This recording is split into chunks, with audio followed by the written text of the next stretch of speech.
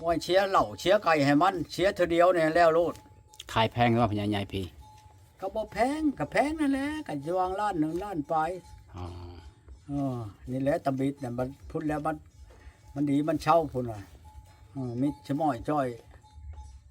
อันนั้นไปแล้วก็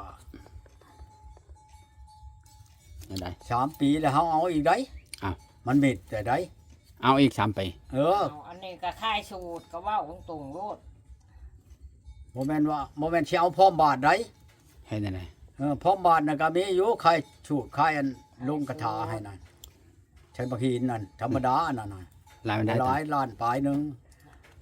มันเช่าเลยหลายได้หลายมันได้หลายตัวเช่า4-5 ล้านผู้ใดมันเช่าบ่ได้เฮ็ด3 ปีนั่น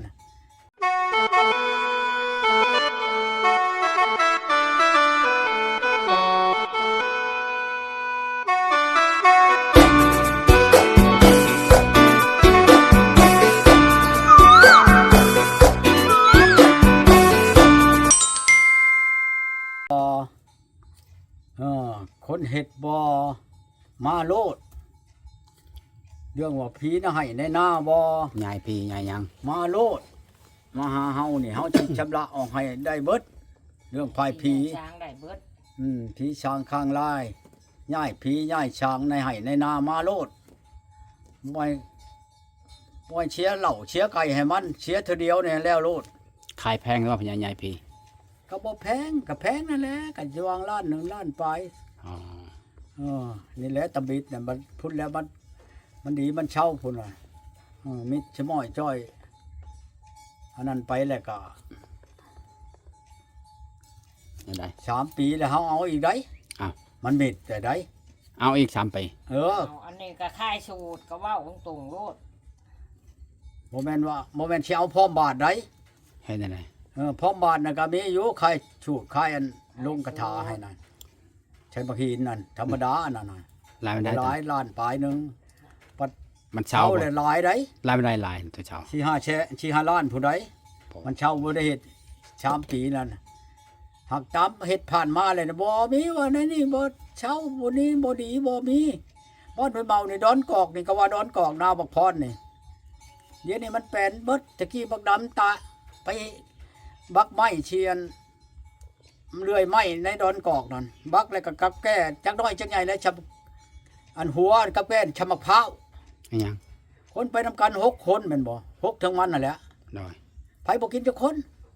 มันตอกผู้เดียวมันกินแล้วก็มาก็บ่ความคืนนั้นโลดแหละตายเท่าคุมื้อแล้วยังแต่เมียมันละอีอันนั้นบ้านเฮานี่พีเคสบ่กับแกน่ะบ่พีเคสบ่พีเคสนั่นแหละกับผีเคสนั่นแหละผีตั้งแต่ผีตั้งดินต่อมาพุ่นบัดมันจะเฮ็ดให้เห็นกะอันนั้นเทื่อกะค้ำเป็น2 บาท3 บาทมันมาตกอยู่ในหนทางบนในนาเขาน่ะ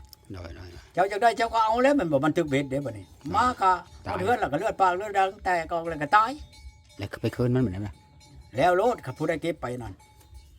พอพื้นนั้นพระคำนั่นได้ไปหาลูกไม้เหมือนบนได้โกบงนั่นจนนั้นช้อนเฉียมเขาบ่ได้กักชากอยู่จำกันก็เฮ็ดพวกพุ่นไผสิเอาเห็นเลยก็ดีวังกว้างวังแหวนวังถ้ำแถวนี้นั่นวังไหลโอ้ยไทยประคองเอามาผู้คันแท้อยู่บ้านห้วยเมานี่นะจนห้องผู้คันแท้เห็นไอ้เจ้าคู่กันแท้บ้านนี่ล่ะคนไทยประคองทุกคนอยู่เมืองหมกนี่ไปชื่อควายมาแต่ผู้ทั้งแต่เหนือแต่แกงหม่แกงจอนพุ่นลงมาควายร้อยถูลงมาฮอดนั่นผู้คันแท้นี่พลานหินน่ะควายพลาดบ่นี่พลาดมักหินนั่นเดี๋ยวมันบ่แม่นจะมักหินนั่นมีแต่อันเงินบ่แม่นคำเขารถตัดเข้าควายนั่นปล่อยโลดควายลอยตัวนั่นมาอยู่ในนาคอควายจนห้อง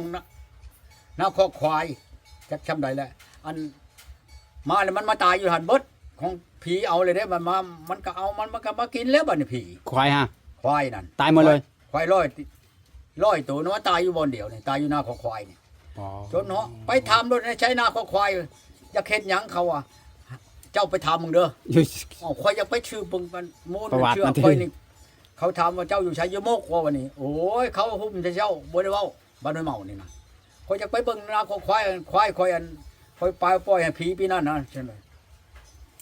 ฮู้จักเบิดรถบ้านน้อยเมานะ น้อย นาของควายนะเขามัน100ตัวมันช่อง100เขาแม่นบ่ น้อย เบิ่งแล้วตัวหนึงช่องเขาแม่นบ่ไปทิ่มแทนเงาดูนั้นบ่ได้ว่าชมพูนเขาควายน่ะ ควายมันมีแต่ควายถึกเขาลงมาแต่พูนพะลูพะลองแต่เหนือพูนเขาก็หาบเงินหาบไปชังเมื่อบ้านเขาพูนคอยเขาเอาคอยนี่ไปเบิ่งอันง่าวเขานั่นเขาใช้กกกันกกนั่นกกกระดงคอยเบิ่งนั่นเขาพลอยรวยเนี่ยพาไปเบิ่งอันบอลเขาเอาง่าวเมียนั่นผู้นี้ยังชำเล็กชีนี่ง่าวนั้นมันขี้เมียงกินนั่น น้อย อันเป็นด้ามมันบ่เป็นนั่นพักมันบ่เห็นจังอันเห็นแต่อันนั้นแหละเห็นแต่อันเล็กอันเงาหั่นแหละยังจักน้อยจักใหญ่แล้วชำเล็กชี้ น้อย จักน้อยจักใหญ่แล้วเล็กชี้เจ้าก็สิเคยเห็นน่ะชำนี่แหละเงาบักใหญ่น่ะขี้เมียงกินเบิดแล้วไปแล้วค่อยก็เอาออกมาเขาบ่หันจับได้ น้อย เขาญาติผีนั่น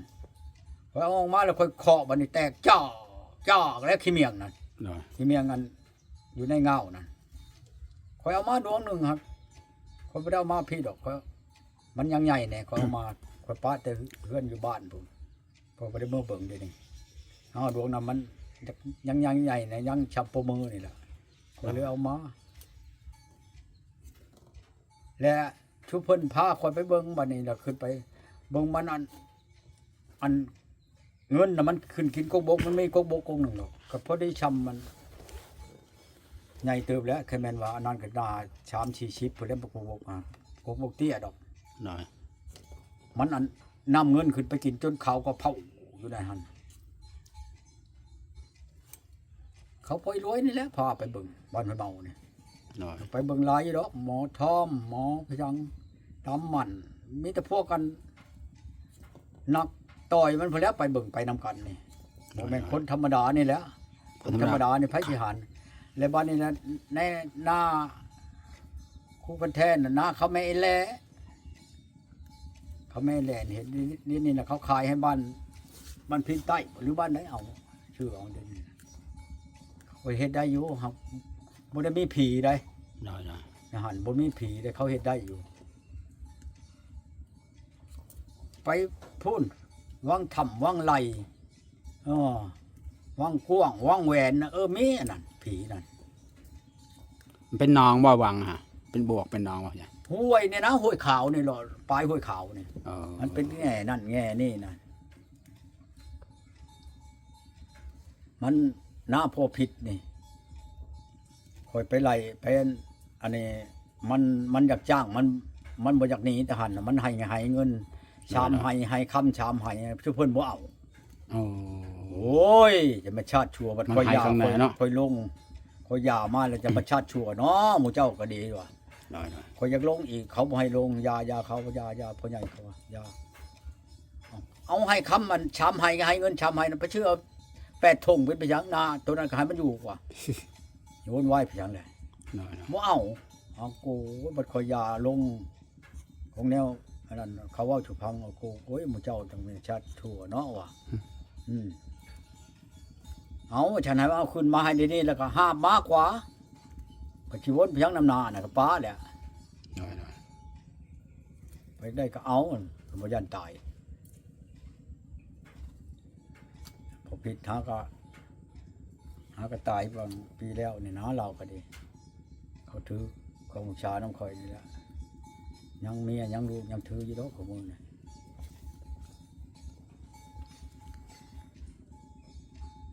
อันบนได้อันผีอันแห้งๆมันผีหน้าผีเคลื่อนแห้งๆน่ะแม่นถือน้ำข่อยเบิดเลยบัดเบาเนี่ย น้อย ผู้ออกก็มีอยู่ออกน้ำก็2-3คนแล้ว มันเขาขี้คร้านชุมออกนั่นมันบ่เตะต้องเขาหึงแล้วเขาก็ยาเขาก็ออกได้ น้อย อ ออกเขาถือพวดคือกันกับพอผิดแล้วพอผิดตายแล้ว เขาก็บ่ปะคือวังกี้เนี่ยพ่อชี้พ้องนี่เมียตายกับป้าบ่ปะเขาถืออันนั้นเลยส่วนหลายอันผีปอบ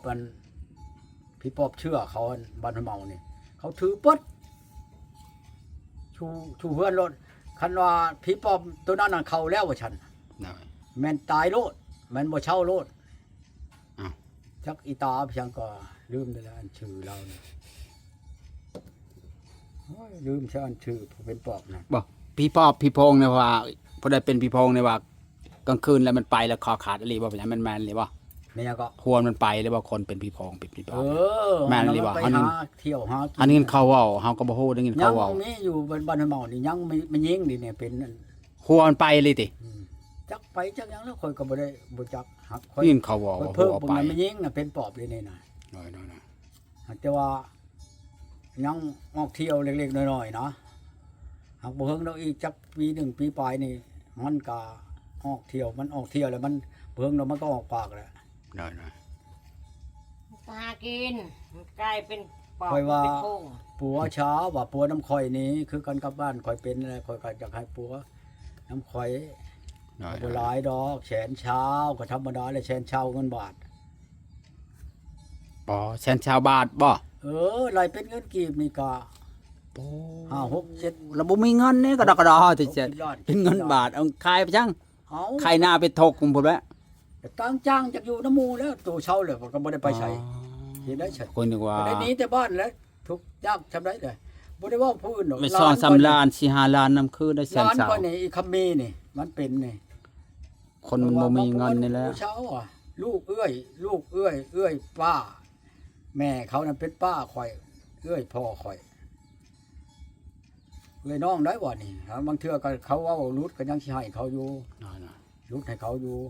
บ่แม่นสิเอานี่บ่แม่นสิเอาโลดเงินก็ดี ๆเป็นไง จนเท่าเจ้าบ่ได้ออกปากหาเคียง2-3ปีก็อยู่น้ำหมู่นี่แหละชะม้อยอยู่แล้วจะมาปลดขาย อ๋อ บ่แม่นปัวมันนี่เอามันอื่นนี่บ่บ่แม่นคนบ่ลำบ่ล้านอันนั้นอยู่บ้านนาคำพันธ์ชากะไนโหเฮือนเราคือนี่ น้อย คนเป็นปอบอันปุกตูผู้ที่หอบเฮือนเราหอบเดินบ้านเรานั่น ๆอ้าว อีตากระไดน่ะอยู่นาคำพันธ์นี่นี่ลูกเราหาบ่เก่งลูกเราปัวนั่นแต่โตเรานั่นโอ้โหค่อยไปปีนั้นค่อยไปชื่อควายชื่ออันนี้ชื่อควายกับอ้ายค่อยพวกยาวนี่แหละครับหมอตาแล้วก็พวกคุณชีไปนำกัน ไปชื่อควายชื่อผู้มันก็ไปฮอดแกงหม่อมแกงจอนผู้ได้ฮอดผุนดงไว้ดอกกระดินผุนความเช่น้อยผุนอันบ้านนักพันกับภาคเช่น้อยได้ไป น้อย ผู้ที่ได้ควายคือว่าควาย6ตัวมาเนี่ยปีปลดปล่อยนะไปนี่ ๆชื่อโตเท่าใดกว่าตะกี้พี่ใหญ่ เอ้าชื่ออันเงินปลดปล่อยเนี่ยตัวหนึง3,000 เก็บ เงินปลดปล่อย มาขายพี่ก็ขายเป็นเงินนั่นเวียงจันทน์เงินปลดปล่อยแปลว่าตำบิดนั่นมันก็มาขายตัวหนึง2 ล้านกว่ามาพี่นั่นเป็นเงินอันนั้น น้อย เป็นเงินเวียงจันทน์เงินนั้นสุพรรณวงศ์เนี่ย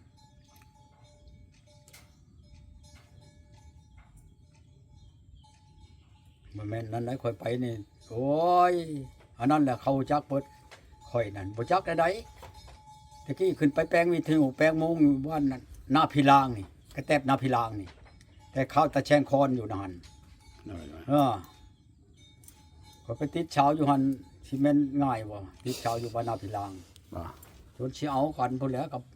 ผู้ชาวอันนั้นน่ะ ผู้ชายจึงให้มานำมาติ จนเขานำมาฮอดบ้านพี่นำมานำข่อยฮอบร้อยโทรคำมีมานำมาผู้ชาวให้เมื่อข่อยบ่ได้เมื่อกันเมื่อข่อยก็เอาเมียผู้ไทยพี่เลออยู่พุ่นแล้ว ยังบ่ได้เอาแม่ใหญ่ยังบ่ได้ บ้านนี้นะ พี่เลยใจนะ มันบ่แม่นแต่เดี๋ยวนี้ข่อยผู้ แต่ตั้งแต่บ่เคยเอาเมียจากเทือบ่เจ้าว่าน่ะ เอา แต่โสดไปเนาะเอาแล้วว่ะ ติดเฉาคอยเอาเมียปุ๊บคอยติดเฉา จนเอาเมียแล้วเนาะติดฮะยังว่าตอนเป็น คอย โส บ่ ด ได้เอาเมียจะเถื่อนอะไรอีกคอยติดเฉาแล้วมาแล้วคอยเมียคอยบัดมีอยู่แล้วผู้ชายเขาแล้วว่านํเมื่อ